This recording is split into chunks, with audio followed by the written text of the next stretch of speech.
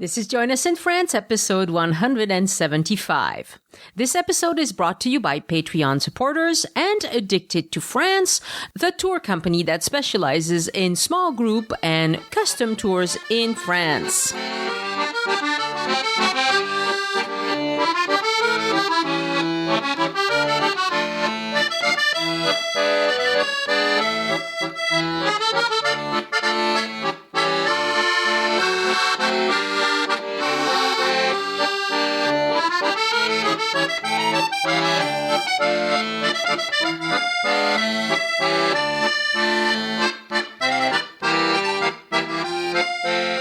Bonjour, I'm Annie, and on today's show, I chat with Elise and Phil Robertson about the Mont Saint Michel. Originally, we were going to do an episode all about the Mont Saint Michel, both from the perspective of Phil, who visited recently, and with Elise adding her historical knowledge into the mix. But as I suspected, Elise's story was so interesting and so involved that it took too long. And so I cut it up in 2 episodes. So today you'll mostly hear from Elise about the history of the Mont Saint Michel. And next week you'll hear mostly from Phil about his experience, where Elise also adds some interesting little tidbits. And now here's the conversation. Hello, Phil, and welcome back to Join Us in France. Bonjour, Annie. How are you? Glad to be back. Yes, it's wonderful to have you back. And again, we're talking about Normandy. You should move there. I'm very tempted. If I had to live somewhere other than the U.S., it would be Normandy. Well, there you go. Someday. So today we're going to talk about your visit in September 2017. How you took the train between Paris and Rennes, and then you rented a car to get to the Mont Saint Michel. Yes. But this time we're doing this, if you can hear a little different, if you can hear some echoey, is because Elise and I are both together in the room. Hi, Annie. Hi, Elise. Hi, Phil. Bonjour, Elise. So I feel honored. I don't know if you've done a podcast like this before with 3 people, haven't. But it's great to be in the virtual room with both of you. Oh, well, thank you. We wanted to try it. It's not something, I was quite sure. Well, let's see how we pull it off. Let's see how we do it. So Elise is going to start off with telling us about the kind of historical background and the stuff we need to know about the history of the Mont Saint Michel. Which is basically of like, why go there? Right? Exactly. Why go there?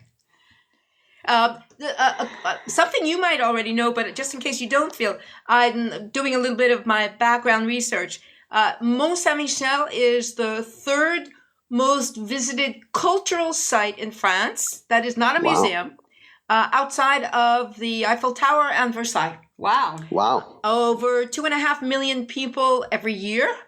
And interestingly enough, when I'll go through kind of the chronology of the history of it, the idea of tourists going there, it's not from yesterday. It actually started when they worked on renovating it, which was in the 19th century. So it's interesting. It's also one of the oldest historical monuments listed officially as a historical monument since 1874. Wow. So it's really, really old and very prestigious as a monument.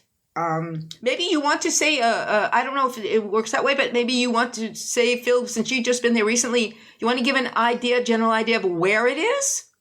Sure. It's really in the southern part of Normandy, and it's right on the border of Normandy and Brittany.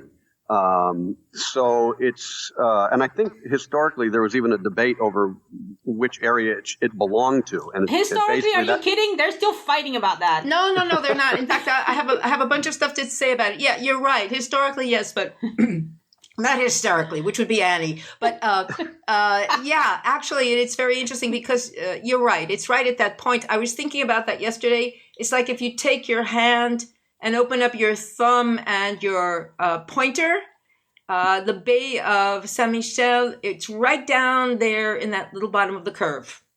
Yes. Wow. Yes. Right. That's exactly where it is. Exactly. You have to make your loser sign first. Yeah, right. But it's also, relatively convenient it's about an hour and a half from Bayeux. So a lot of people will approach it from that direction. Right. It makes it very accessible. Yeah. It's also, it's something that people recognize as being one of the places you visit in France. I think in spite of that, the strange thing about people who've never been to France is that I think people have heard of Mont Saint Michel a lot. Oh, yeah. So it's very interesting. So some really fascinating information about it. Obviously, it is a very, very important and very popular tourist destination today. What's really fascinating to me about it is that its history goes back really, really, really far. It goes back to pre-Roman times, but for a long time, until the Middle Ages, it was not an island. It was simply a little promontory, teeny little piece, sticking out that was connected to the land. And so that's kind of interesting too. There's information. They've done a lot of research and they've done a lot of archaeological work, and they know that it was what we like to call a pagan site. It's a big rock. It's a granite rock, and the oldest community of peoples there, I'm not sure what we should call them. They had made it a kind of sanctuary up on the top, and it's 92 meters high. Cool. And what happened was that over a period of a number of centuries, it was used, and there were different parts of the rock, including, I guess there were natural niches or spaces in it. I'm not even sure, because granite is really hard. Anyway, they were carved out and they were used for placing little objects of devotion to whatever these old religions were, the Celtic religions, Druids, and other things like that. And for a very long time, starting in pre-Roman times and up until the 8th century AD, it was called Mont Tombe. Tombe. Tombe, and it has nothing to do with a tomb. Right, because, tomb is to fall today. Yeah, but now they know, this is why I love this going, it's like Russian dolls, you start with one thing and you go into another. It turns out that the derivation of the word is from some weird Celtic word that comes from Indo-European, and actually it simply means elevated mound. Oh, okay. Oh, well, and that makes sense because as you're approaching it, it's the highest thing around. Everything else is very, very coastal, flat land. So you see it from a long way out. And I can see how that would have been an attraction long ago, too. Yeah, and obviously we know from other places in France that it was in those high little places that very often the first sanctuaries, pre-Christian sanctuaries, were built. Mm-hmm. So that's really its origins. And when the area, which we now call, of course, Normandy, or the other side being Brittany, when it started to become Christianized, which was probably between 250 and 300 AD, the very first Christian little shrines were placed in the spots that had been pagan shrines before. Right. Which is something that they do a lot, that we know that was done a lot. It makes sense.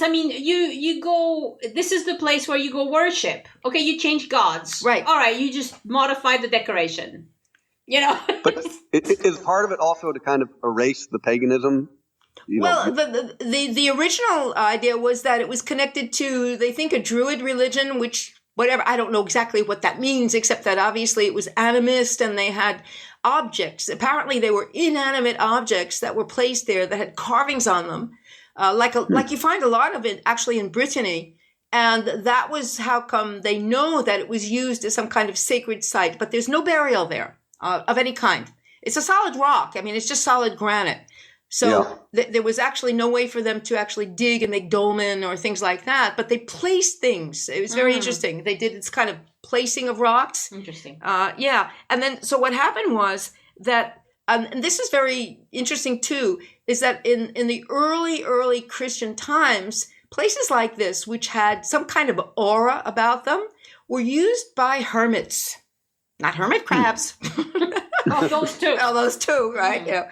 But actually, before there were really organized monasteries, there was a real I don't know exactly why, to be honest. There was a lot of movement for people who became devout as early Christians to go off and live in very strange, isolated places. And there were 2 hermits that went to live on this rock. The first one, he created a shrine about halfway up that was dedicated to Saint Etienne, who is considered to be the first Christian martyr. Yeah.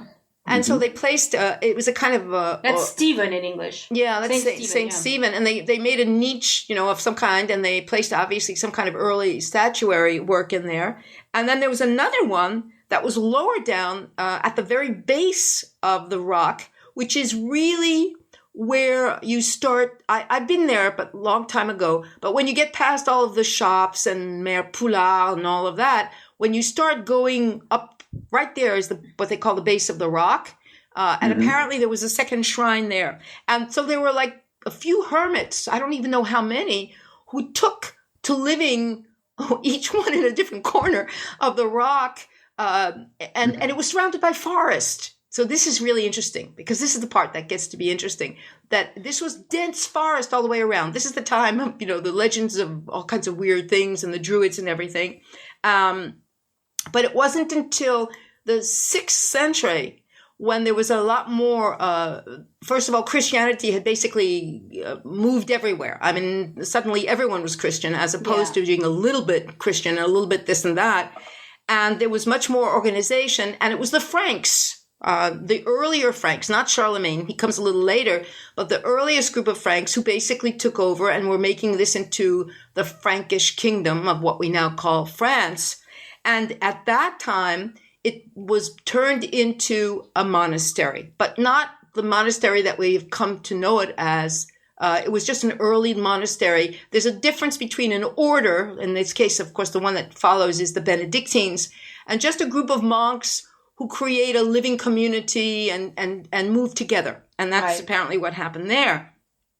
But meanwhile, talking about what you were mentioning and what Annie was mentioning about the conflicts. So we have the Celts or Celts, I never know which I'm supposed to say, who basically are the Bretons, who are the people who now live in and become the hierarchy and aristocracy of Brittany. And then you have the Franks. So they're kind of at war and kind of friends, and it goes back and forth and back and forth and back and forth. And what happens then is then we have the third group who comes in, ta-ta, and that is the Vikings. Of course. Of course. That's pretty much how it worked all over France. Yeah. All over Europe. All over, except that there, what happens is because well, first of all, they came up the Seine. We know that. But they also invaded through the Bay of Saint-Malo and the Bay of Saint Michel, and they just came around. And they were marauding and pillaging constantly, so that by the time we get to the 600s, the local lords, whether they're the ones that are on the Brittany side or on the Normandy side, because those are not even the names that they used at the time, they basically make a deal with these Vikings who apparently, some of them were already Christianized, which I didn't know. And they basically tell them, we'll give you a chunk of this land, which is basically the land that, of course, is east of Mont Saint Michel, which is now what we would call Normandy. And basically, you can keep this land if you stop attacking us. Taking all our stuff. Take the land, do what you want with it. You can stay there, which, of course, before that, they weren't doing, though they were marauding and like they were doing up in the British Isles and then leaving. And this time, because the land, as you know, is so green and so rich and so fertile, that a whole group of these Vikings said, it sounds like a good deal. And they came and they stayed. And so they, of course, gave the Norsemen, became the Norman, became the Norman, and became the Normandy. And that's how we get Normandy. And so the first Duke of Normandy was a man named Rollon, Rollon. And he officially had himself baptized. And when he and his people, this is already in the 700s, the very beginning of the 700s, when they took over this area, he did something which they had not done before. he promised to protect this rock. He said, okay, this is a sacred rock, and I am now going to be its protector. And so the few monks that were living there were able to start the building of the very first pre-abbey church. And it was thanks to this Viking, basically. Right? And this was in the 700s? Yeah, this is in the 700s. This is actually in the 700s. And then what happens is that since he's made basically a truce with the Franks, who are, of course, in the the kingdom of France, which is actually to the east, what happens is eventually they mix a little bit. There's a separate Duke of Normandy. There's also a Duke of Brittany. And then there's the King of the Franks, who is, in fact, what we now call the French king. And all this time, up until this time, it's still called Mont Saint. Okay, Mont Saint. Mont Saint. Okay? Yeah. Why not? Why not? Where is Michel? Where does Michel come into all of this? Well. Okay? Where is our dear Mr. Michel? Well, this is what happens, is that we have our wonderful Charlemagne, who is, of course, the man. Not only was he the king of the Franks, but he really creates what we now call France. He creates this empire which extends further south, extends further east. He does something that had never been done before. He creates a unified administration, and he decides.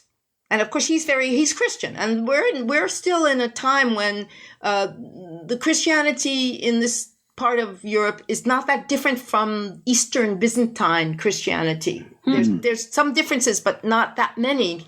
And there's a saint that is very, very, very popular in Eastern Christianity, and that is Saint Michael. And for what reason, I don't know. They decided to dedicate. Charlemagne decides that he wants Saint Michael to be the patron saint of his empire. And he orders, basically, all of the monasteries and the churches and everywhere to do something in honor of Saint Michael, and to have festivals and feast days in honor of Saint Michael. Interesting. And it's by order of the king, basically. There you go. Wow. So what happens is that the local bishop, who is in Avranches, and I bet you've been to Avranches because I know you've been to Normandy many times. Yes. He's very powerful. He's basically the man who decides which monks can go to this rock and everything. He says, okay, then what we're going to do is we're going to build a statue. We're going to dedicate this rock to this new important saint who is the Archangel Michael. And that is when it becomes Mont Saint Michel. And it's not just Mont Saint Michel, but until, I really love it, until the end of the 1700s, the official full name is Mont Saint Michel in the peril of the sea. Because starting when they had decided to put this early statue of Saint Michel there, and because there are already hermits and there are already monks, the pilgrimages begin. And the problem is that to get to the rock, what has happened, and this I was reading, it's really fascinating. In the year 709, there's some kind of major natural cataclysm. They think it was a combination of a storm, weird tides, and an earthquake. And suddenly the entire forest surrounding Mont Saint Michel are destroyed, and it becomes an island. Wow. And it's weird. But it was sudden. It was sudden. So it wasn't an island prior to that? Prior to No, it was just a little promontory. It was just a piece of land sticking out. Yeah, it was sudden. It was That's bizarre. It was not only that, but they know what year. 709. In the year 709. Okay? So what happens is that's why afterwards it's called Take Your Life in Your Hands, so Saint Michel, basically. I mean, this is, putting it backwards, it's like, but, and then of course, because we all know, of course, there's still the question of the big tides in that area.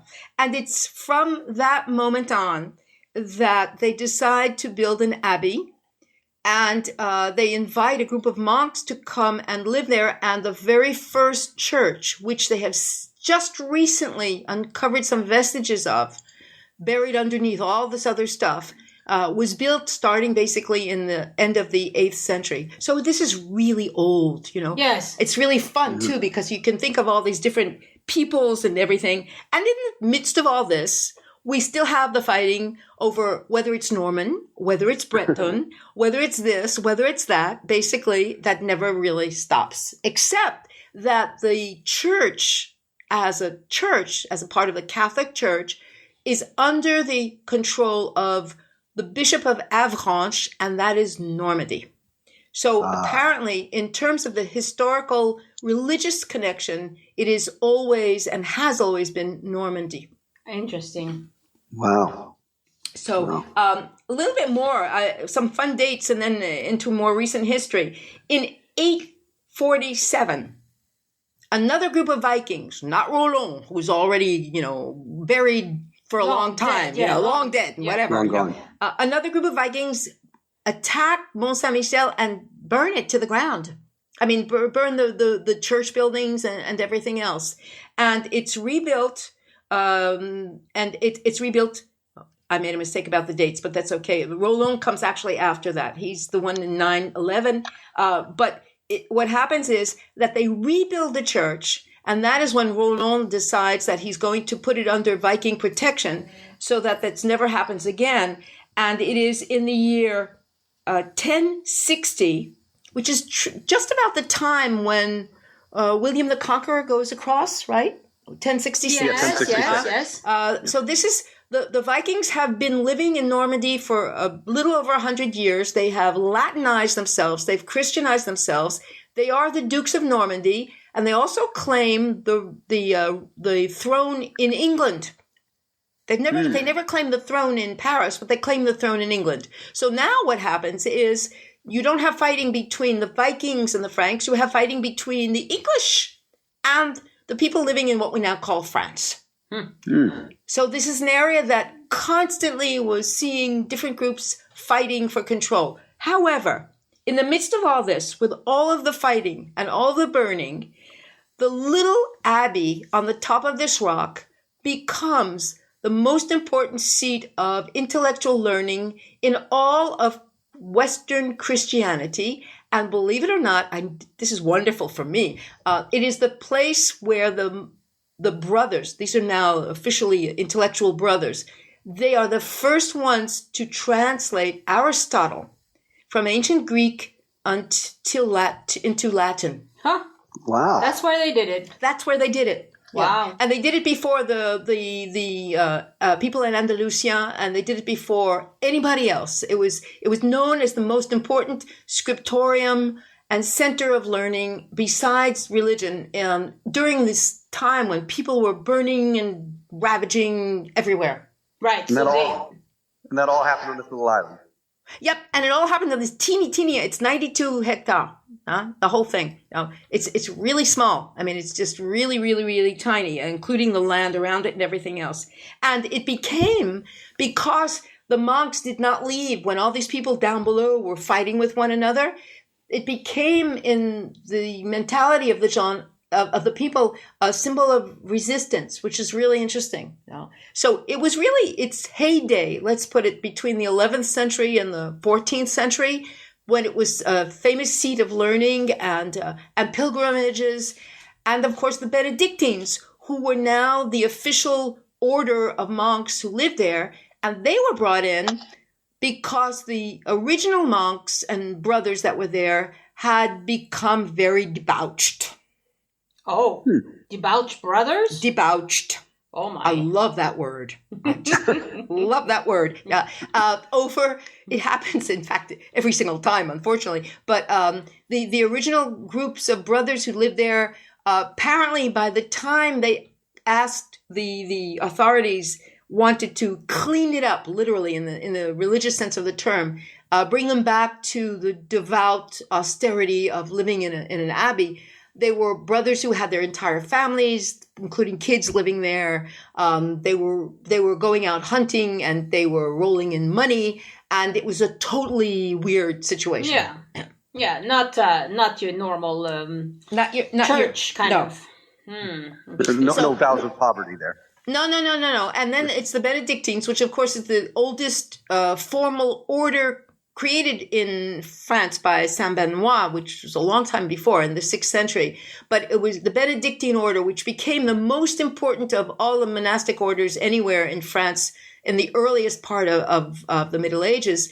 They came in, and the story is that of the brothers that were living there, they were told by the bishop, I guess it was still the Bishop of Avranches, that they would have to become Benedictine, which meant they would have to go back to being celibate, austerity, silence, poverty, and they all left except for one. It's not what I signed up for. Yeah, no. It's like no, this is not my thing. I'm a brother, but I'm not this kind of brother, So the one who stayed eventually became the head of the abbey. They brought they brought in a whole bunch of other brothers that were, the Benedictines were actually fairly well educated and knowledgeable in lots of ways. And so they brought in a group of other people. And it was then that they started the building. So there's this first, what they call pre-Roman or pre-Romanesque church that they've recently uncovered some vestiges of.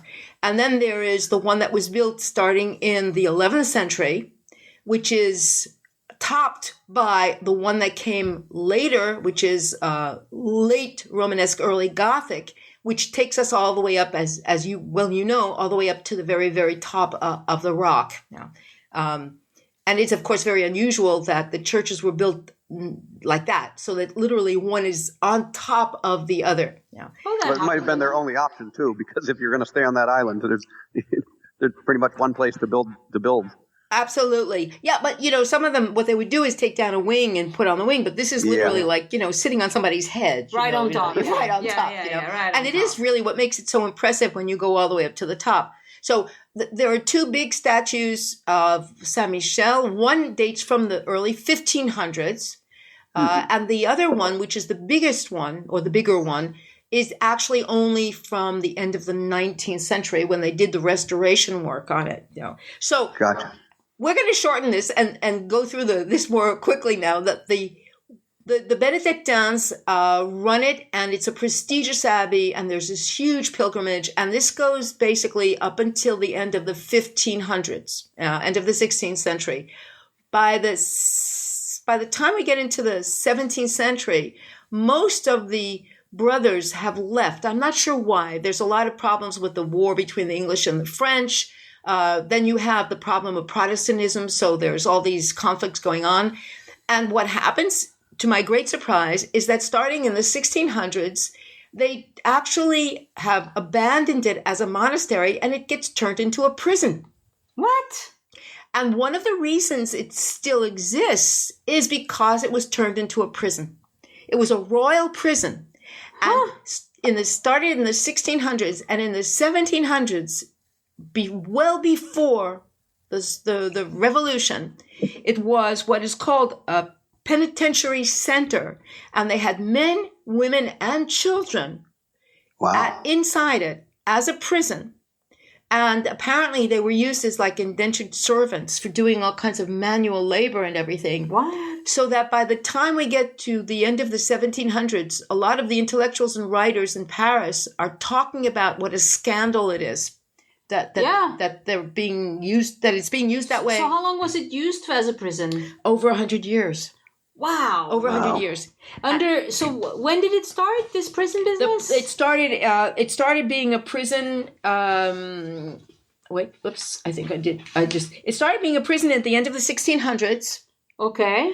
And it stopped being a prison at the very, very, very, very, very beginning of the 19th century.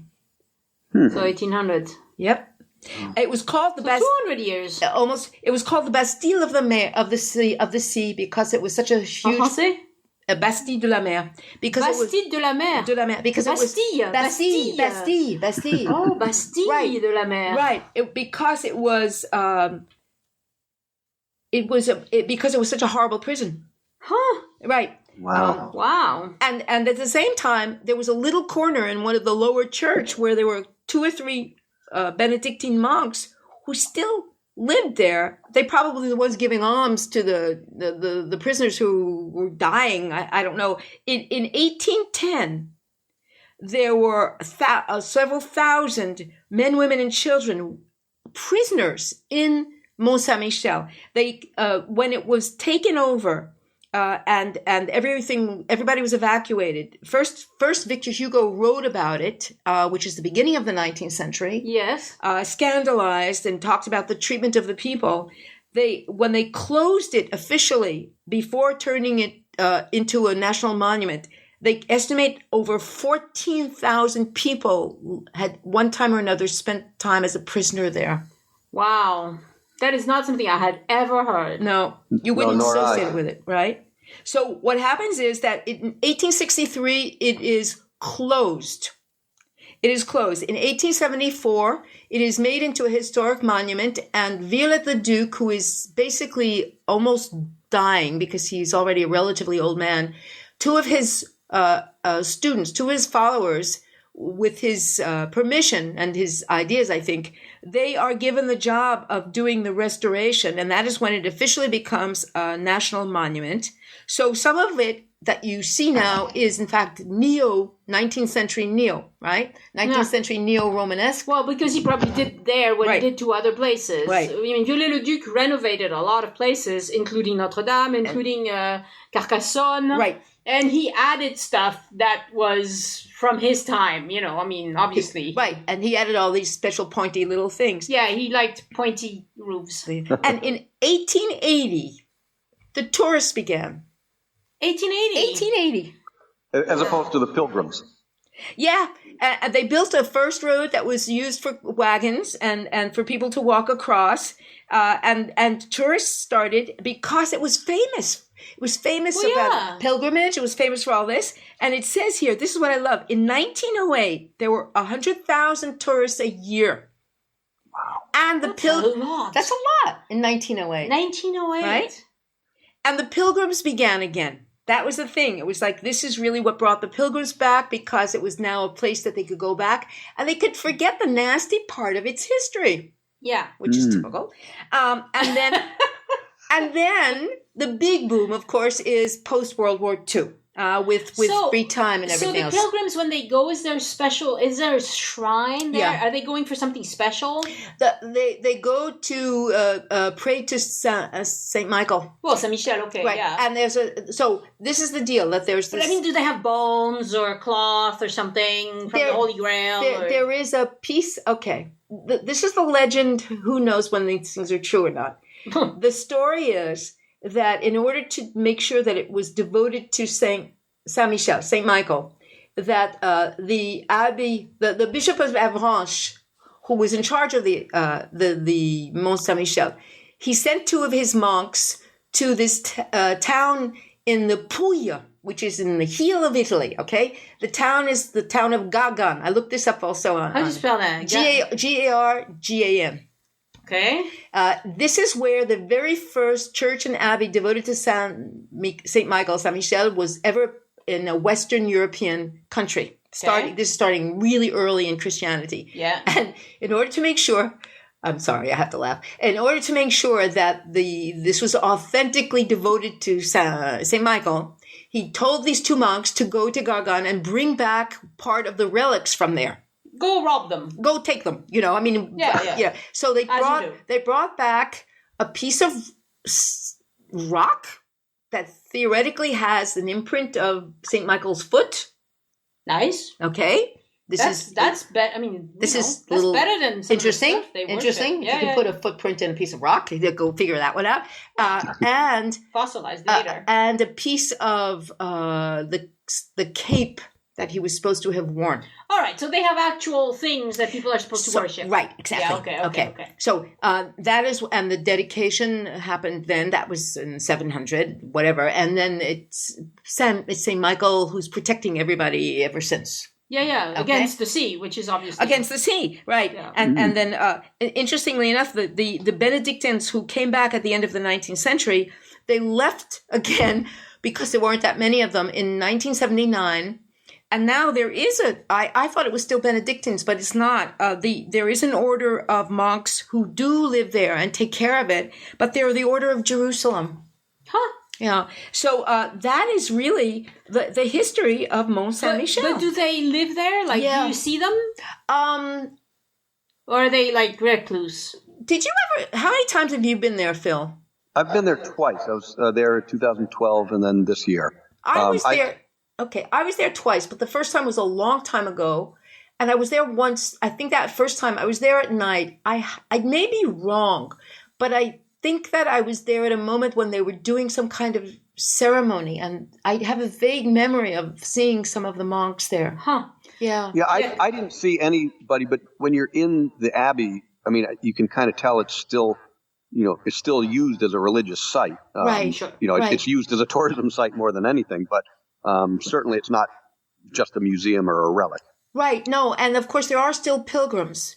Now, unlike, us here who know that this is on the route to Saint Jacques de Compostelle, Saint Jacques the Major, I think it's just pilgrims who want to go and pray to Saint Michael. I guess that must be it, But of course, I think most likely the part of the intrigue and the reason to go there is because it's so spectacular. Yes. Right. Yes. Yeah, it's beautiful. It's beautiful. That's the biggest draw today. It's so gorgeous. And also, it's beautiful from a distance, and it's beautiful when you're actually inside the abbey and on the little streets. When you're inside it. And I must say that the impression, what I remember, because the second time I went was already a number of years ago, was that you go up the top of this rock and you literally have one church, and then you go up to the top, and the topmost one is so spectacular, and the view out over the sea is absolutely unbelievable. Yeah. Yes. Yes, beautiful view. Okay, so I'm going to make an executive decision since the historical part went a little long to be, I don't want the episode to be too long. So we're going to say goodbye to the listeners right now. And you will get to hear the second part of this conversation next week, listeners. I'm going to keep Phil on the phone, so he tells us about his trip. But at the beginning of the show, I told you we'd hear from Phil. Not today. Next week, you hear from Phil, okay? All right. Thank you very much, Phil. And we'll talk to you, for me, in a minute. For the listeners. All right, thank you, Annie. Thank you, Elise. Next week. Thank you, Phil. Okay. Okay. Au revoir.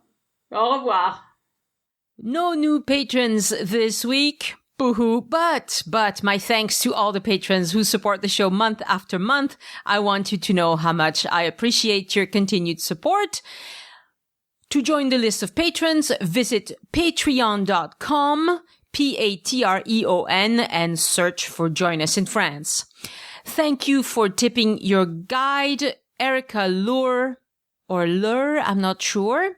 That was a generous donation right before Thanksgiving, which made me grateful for the folks who are generous and want the show to continue and thrive. To tip your guide, go to joinusinfrance.com and look for the Tip Your Guide button.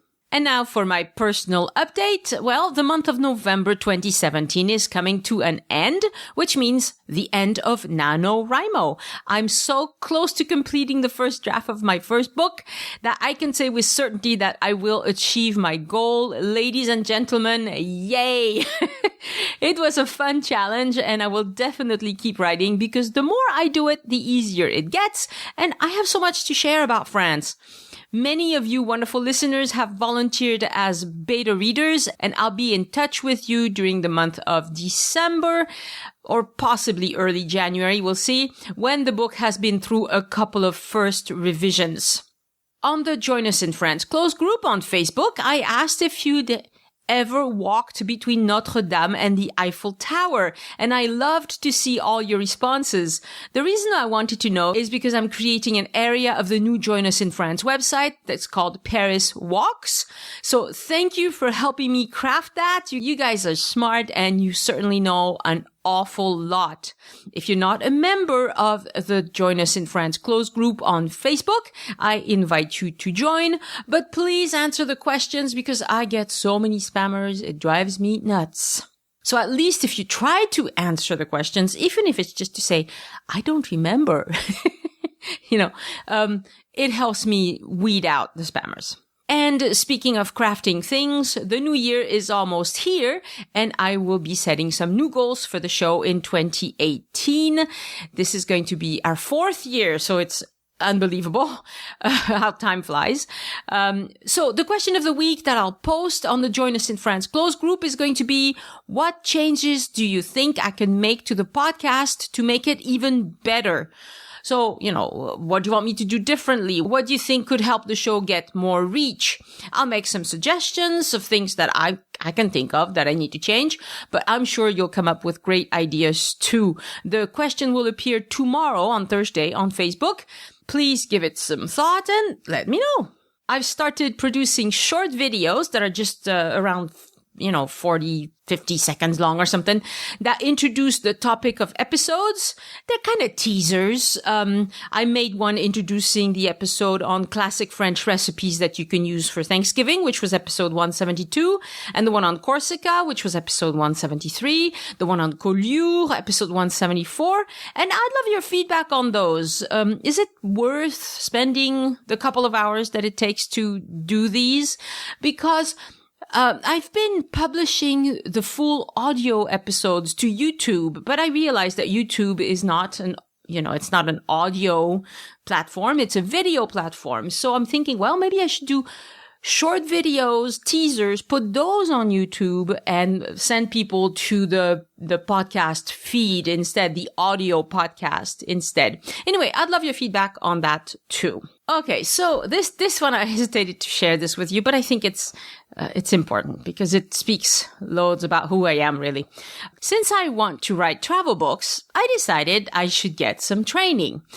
I've been writing as a technical translator my whole life, so I know I know how to write technically, but writing a book is a different matter. So anyway, I decided I should get some training, and I followed a course in creative nonfiction by an author who I'm not going to name because I'm kind of going to slam her a little bit with respect, but she's written big biographies about major French celebrities. This is a course that I listened to while walking the dog. So I didn't go to a retreat or class or anything like that. I just listened. Well, at the end of the course, the author relates a story that really stunned me. She's a well-established travel writer. She has been published many times in books, in big magazines, big travel magazines. And one day she had this idea to write an article on Marrakesh. Marrakesh is in Morocco. And she wanted to write something like, I'm a female traveler. I want to go to Marrakesh to enjoy the spas. And, she just felt like it would be a good topic. Now, she had never been to Marrakesh, mind you, or to Morocco for that matter. So she did a little bit of Googling, and by doing this Googling, she found a few salient facts that she knew would catch the interest of specific travel magazines that she had in mind to sell this story to. And she crafted some characters that she wanted to put in her story, locals that she wanted to put in the story. She decided on her story arc. She made it exciting, wonderful, nice build-up, a sense of mystery and climax, and all of that good stuff. This woman can write. Let me tell you, she can write. Now, she didn't write the article. She just wrote a proposal based on her very well-crafted story. And the magazine gave her a handsome advance for the article because they knew it would sell. So and then once she got the advance, she visited Morocco. She went straight to the places she wanted to use in her story. She arranged meetings with just a couple of locals that she knew would fit the type of character that she needed for the story to work.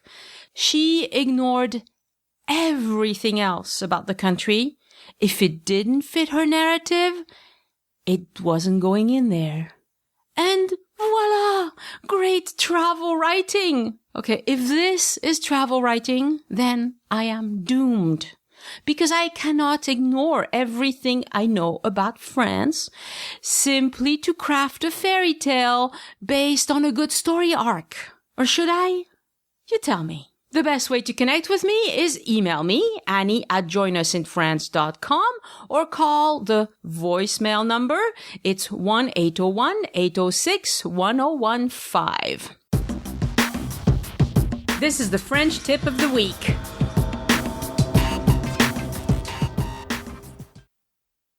For the French tip of the week, since we're talking about the Mont Saint Michel, I think you need to know the sentence.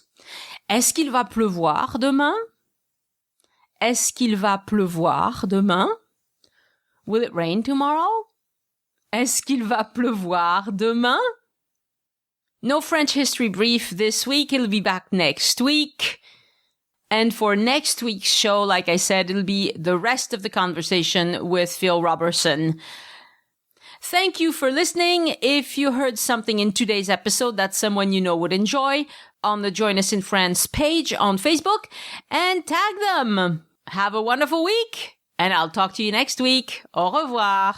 The Join Us in France Travel Podcast is written and produced by Annie Sargent and copyright 2017 by Addicted to France. It is released under a Creative Commons Attribution, Non-Commercial, No Derivatives license.